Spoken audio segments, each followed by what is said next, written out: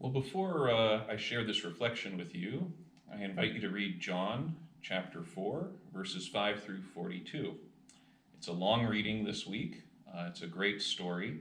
We'll have a link to it both above and below this video, depending on where exactly you are watching this. But if you haven't read it yet, press pause. I'll wait.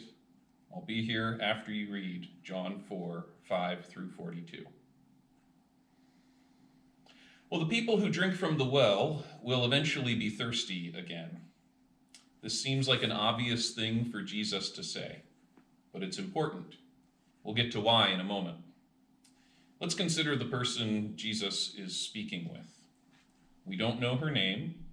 She is a Samaritan woman coming at noon to the well for water. Within the church, there has been much speculation about this woman at the well. She goes to the well at the hottest time of the day, when it is not likely anyone else will be there. Does she go at this hour because she is an outcast, judged by her fellow townspeople? Perhaps. Does she go at this hour because she is smart and doesn't want to wait in line? Perhaps. And what is the story of her having 5 husbands, and the man she is with now is not her husband?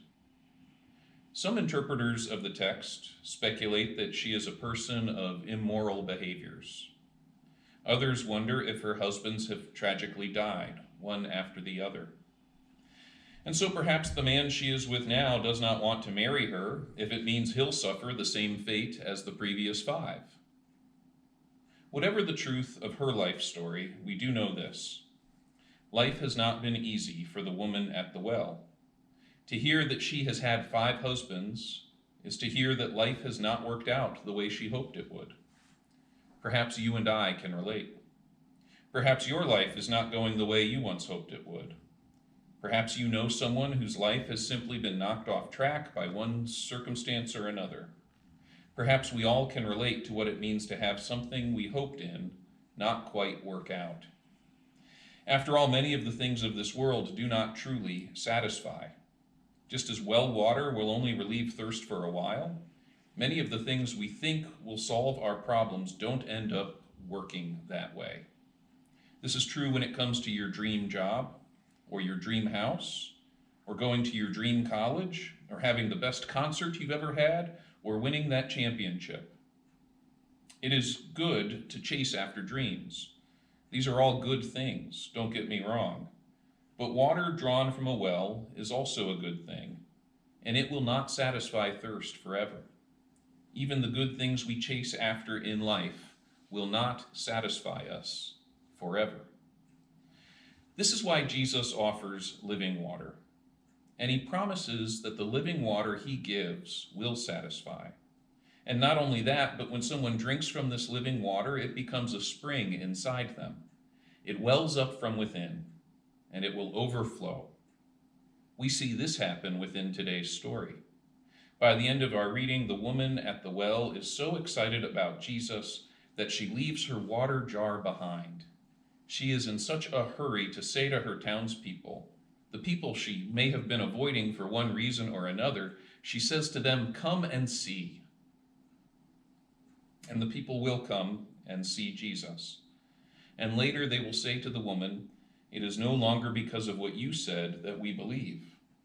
For we have heard for ourselves, and we know that this is truly the Savior of the world."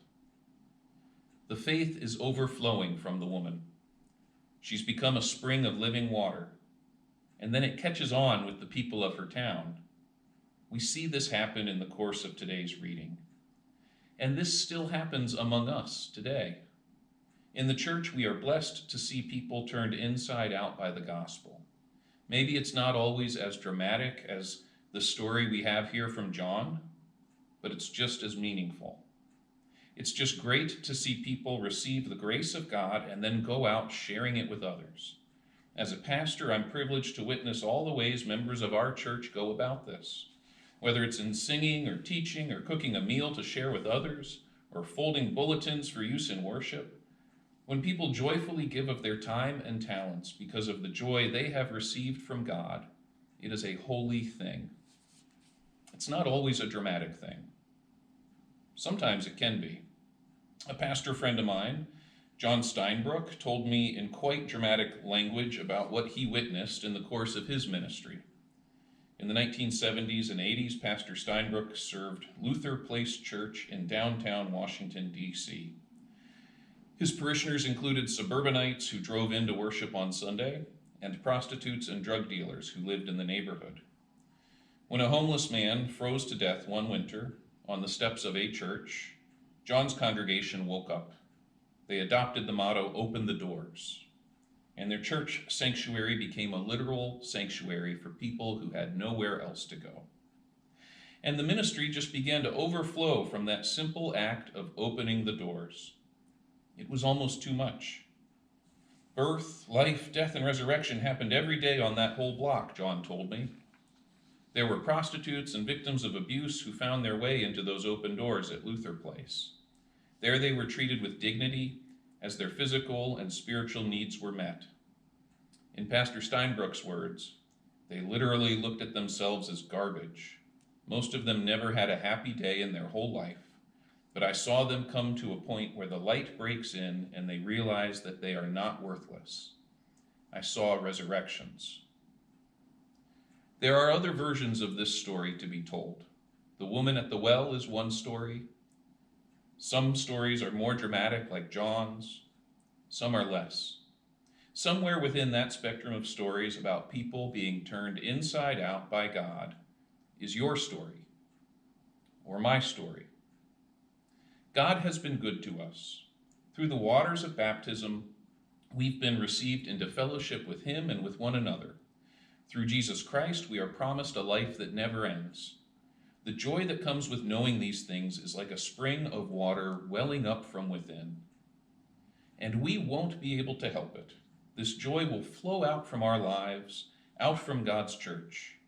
Our job is to notice it, to thank God for this when we see it happening, and then to encourage one another when we see this happening in others. I pray that you will join me in this work of noticing, even in this time of being kept at a distance from one another.